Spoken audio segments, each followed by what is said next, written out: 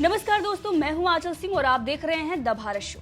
Unacademy का पूरा विवाद क्या है, करण सांगवान को अनअकैडमी ने क्यों निकाला, मोदी समर्थक अनअकैडमी को अनइंस्टॉल क्यों कर रहे हैं और इसके साथ ही लिबरल मीडिया अनअकैडमी पर क्यों टूट पड़ा है। कई सारे यहाँ पर सवाल खड़े हो रहे हैं, सबके जवाब हम आपको देंगे। सबसे पहले आपको बताते हैं विवाद क्या है और जिस तरीके की हेडलाइंस बनाई जा रही कि एक शिक्षक ने सिर्फ पढ़े लिखे नेता को वोट करने की अपील की और उसे अनअकैडमी ने बाहर कर दिया, क्या यही सच्चाई है या फिर इसके पीछे कुछ और बड़ा सच है। आप सभी जानते हैं कुछ ऐसे शिक्षक हैं जो बच्चों को पढ़ाने के साथ साथ अपने निजी विचार और राजनीतिक पार्टियों से जो प्रभावित विचार होते हैं वो कहीं ना कहीं व्यक्त करते हैं। छोटे बच्चे जो हैं उनके दिमाग में जब वही चीजें डाली जाएंगी तो वो बड़े होकर उसी मानसिकता के बनेंगे।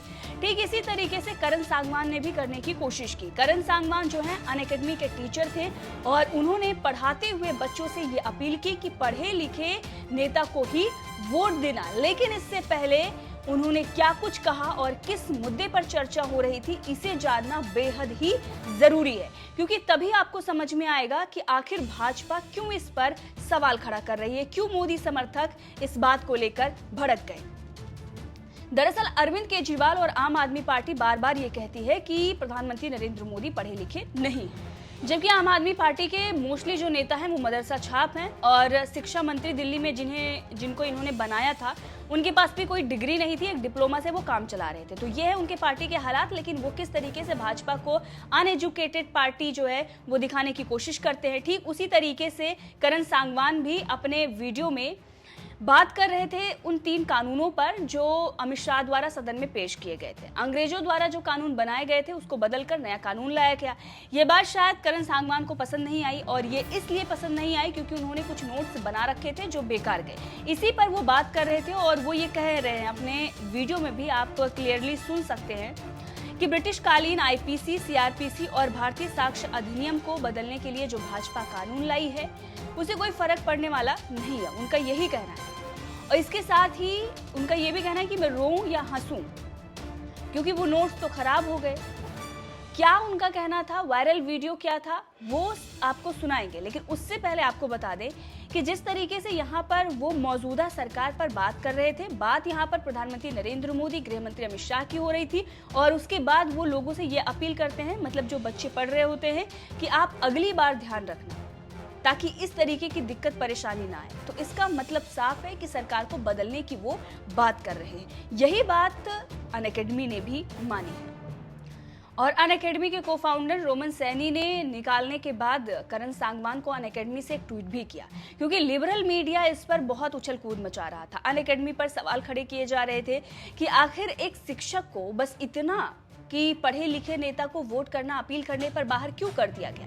जिसके बाद रोमन सैनी ने ट्वीट किया और बताया कि हमने अपने सभी शिक्षकों के लिए एक सख्त आचार संहिता बनाई है, जिसका उद्देश्य ये सुनिश्चित करना है कि हमारे शिक्षार्थियों को निष्पक्ष ज्ञान मिले। हम जो कुछ भी करते हैं उसके केंद्र में हमारे विद्यार्थी होते हैं। कक्षा व्यक्तिगत राय और विचार साझा करने की जगह नहीं है, क्योंकि ये विद्यार्थियों को गलत तरीके से प्रभावित कर सकते हैं। मौजूदा स्थिति में हमें करण सांगवान से अलग होने को मजबूर होना पड़ा क्योंकि उन्होंने कोड ऑफ कंडक्ट का उल्लंघन किया। यानी कि अनअकैडमी ने इस बात को माना कि उन्होंने जो कुछ भी कहा वो बीजेपी के खिलाफ और कहीं ना कहीं आम आदमी पार्टी की ही भाषा थी। लेकिन 2 दिन से इस मुद्दे को खूब भुनाया जा रहा है। तमाम जो पत्रकार हैं वो इस पर वीडियोस बना रहे हैं और ये बता रहे हैं कि अब हमारे देश में पढ़े लिखों की कद्र नहीं है। लेकिन सच्चाई ये है कि उन्होंने आम आदमी पार्टी को सपोर्ट किया था। वहीं आम आदमी पार्टी ने भी करण सांगवान के इस वीडियो को खूब ज्यादा से ज्यादा शेयर किया था, जिसके बाद और भाजपा समर्थक भड़क गए। उन्होंने अनअकैडमी अनइंस्टॉल करने का ट्रेंड चला दिया, जिसके बाद अनअकैडमी को ये सख्त एक्शन लेना पड़ा था। अब आपको सुनाते हैं वो वीडियो जो करण सांगवान का था, जिसमें ये बोल रहे थे कि मैं रोऊं या हंसूं। चर्चा जो हो रही थी वो उसी मुद्दे को लेकर हो रही थी जो अमित शाह ने सदन में बिल पेश किया, जो आपराधिक कानूनों पर बदलाव किए गए हैं उसको लेकर। लेकिन वहां पर बिना किसी पार्टी या नेता का नाम लिए हुए इनडायरेक्टली बीजेपी, प्रधानमंत्री नरेंद्र मोदी और अमित शाह को करण सांगवान ने टारगेट किया। सुनिए। मुझे भी ऐसा ही लग रहा था मैं रोऊं या हंसूं, क्योंकि मेरे पास भी बहुत सारे मेरे बैरक्स हैं, बहुत सारे केस नोट्स हैं, बहुत सारे नोट्स हमने भी बनाए थे। ठीक है, हर किसी के लिए बहुत मेहनत है, आप लोगों को भी काम मिल गया। लेकिन एक चीज़ याद रखना, अगली बार जब भी अपना वोट दो, किसी पढ़े लिखे इंसान को अपना वोट देना, ताकि ये सब कुछ दोबारा जीवन में ना झेलना पड़े।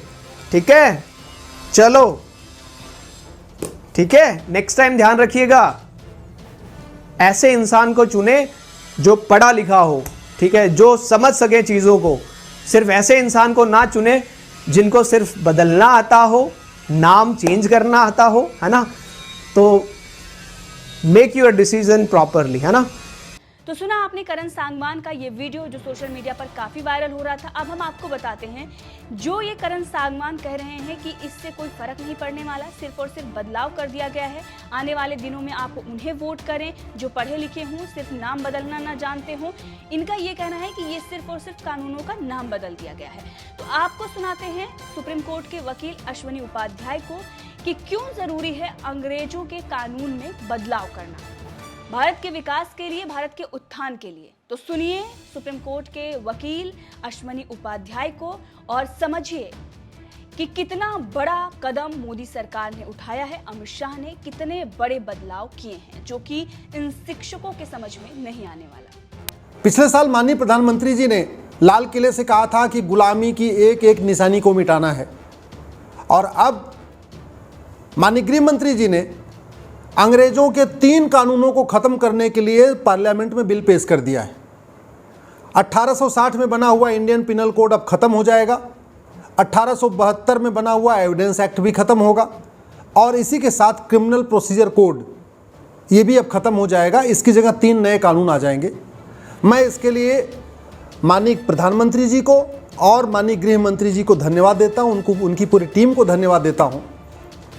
लेकिन मेरी एक रिक्वेस्ट है, 3 कानून आपने शुरू किए, ख़त्म किया है, ये स्वागत योग्य है, लेकिन 1950 से पहले बने सभी कानूनों को ख़त्म करिए, क्योंकि अंग्रेज़ों ने एक भी कानून भारत के लिए, भारत की संस्कृति के लिए, भारत में भ्रष्टाचार ख़त्म करने के लिए या भारत में अपराध ख़त्म करने के लिए नहीं बनाया था।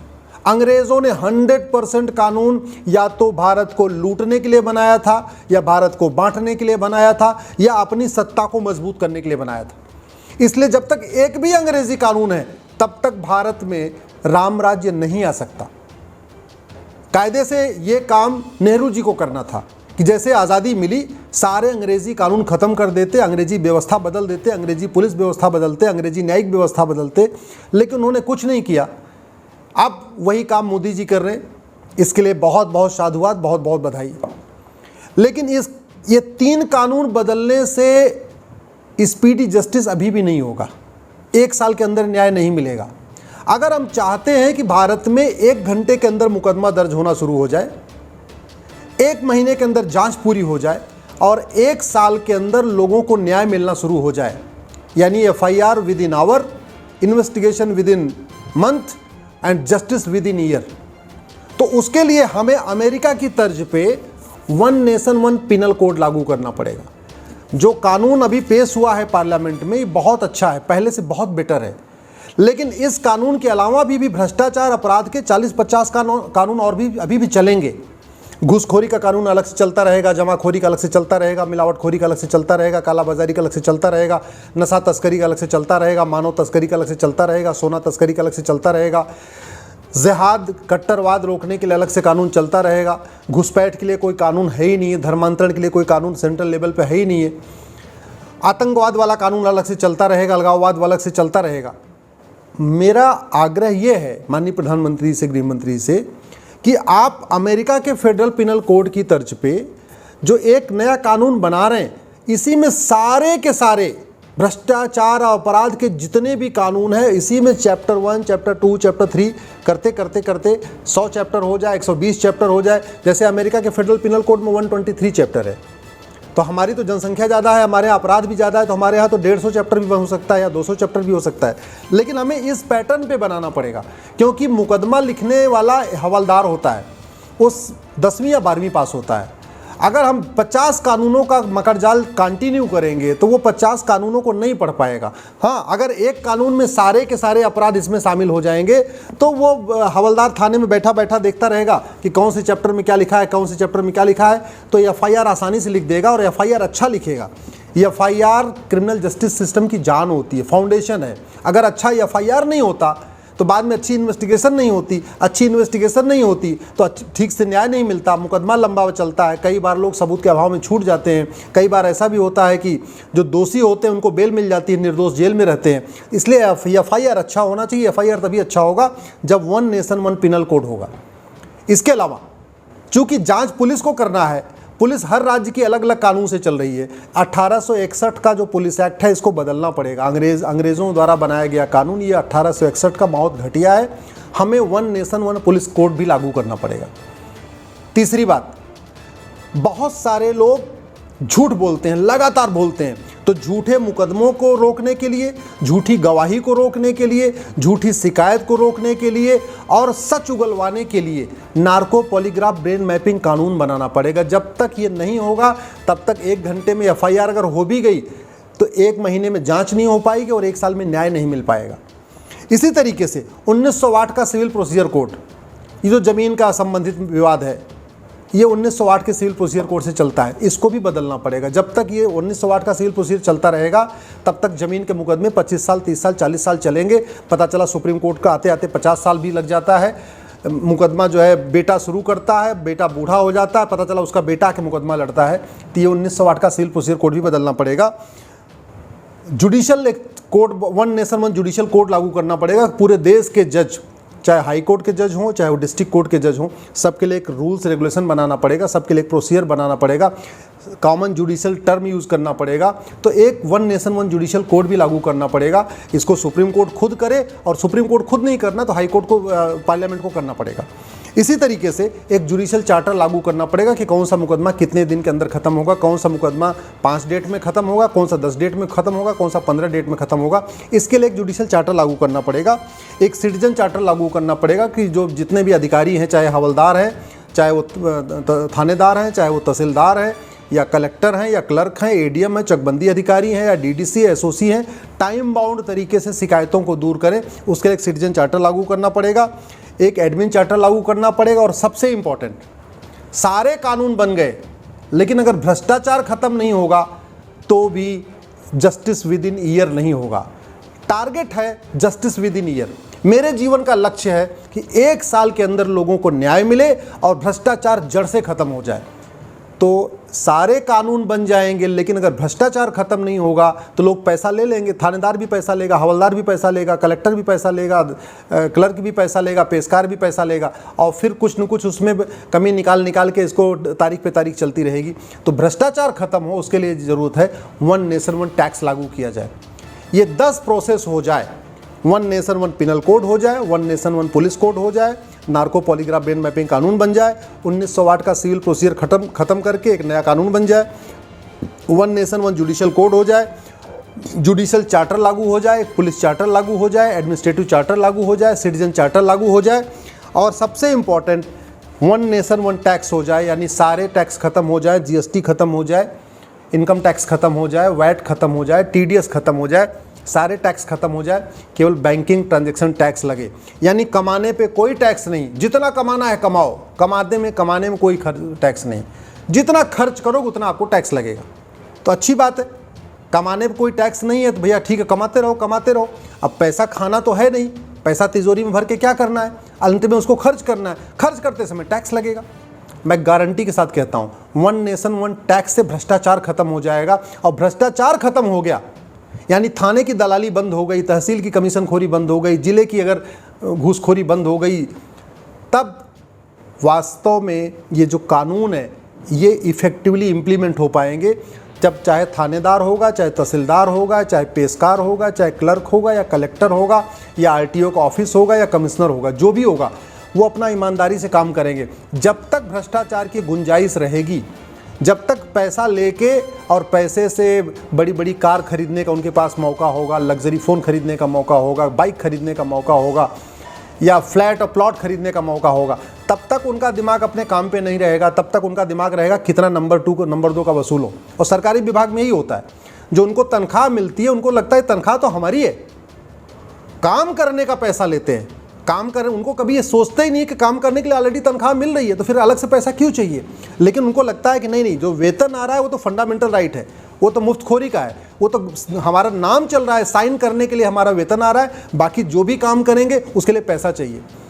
तो मैं माननीय प्रधानमंत्री से निवेदन करता हूँ, उनको आग्रह करता हूँ, गृह मंत्री से आग्रह करता हूँ, अब आप वन नेशन वन टैक्स की तरफ बढ़िए, पुलिस चार्टर लागू करिए, जुडिशियल चार्टर लागू करिए, सिटीजन चार्टर लागू करिए, एडमिनिस्ट्रेटिव चार्टर लागू करिए, 1908 का सिविल प्रोसीजर कोड भी बदलिए, इसी तरीके से नार्को पॉलीग्राफ ब्रेन मैपिंग कानून बनाइए और जस्टिस विद इन ईयर, इस मंत्र को आप साकार करिए। अब Bharat justice within year चाहता है। हम चाहते हैं कि गरीब से गरीब हो, अमीर से अमीर हो, व्यापारी हो, शिक्षक हो, डॉक्टर हो, इंजीनियर हो, सबको 1 साल के अंदर न्याय मिल जाए। और माननीय प्रधानमंत्री जी, ये काम आप ही कर सकते हैं। आप बहुत सारे ऐतिहासिक काम कर रहे हैं, बहुत सारे ऐतिहासिक निर्णय ले रहे हैं। जो काम नेहरू जी नहीं किए, शास्त्री जी नहीं किए, नरसिम्हा राव जी नहीं किए, चंद्रशेखर जी नहीं किए, बीपी सिंह नहीं किए, गुजराल साहब नहीं किए, इंदिरा गांधी नहीं की, राजीव गांधी नहीं किए, अटल जी नहीं किए, वो सारे काम आप कर रहे हैं। तो बस एक और आप अपने इनिशिएटिव में ले लीजिए, अपनी प्रायोरिटी में ले लीजिए, जस्टिस विद इन ईयर। इस देश का उपकार हो जाएगा। मुकदमों के कारण लोग तड़प रहे हैं, उन्हें केवल आपसे ही आशा बची हुई है।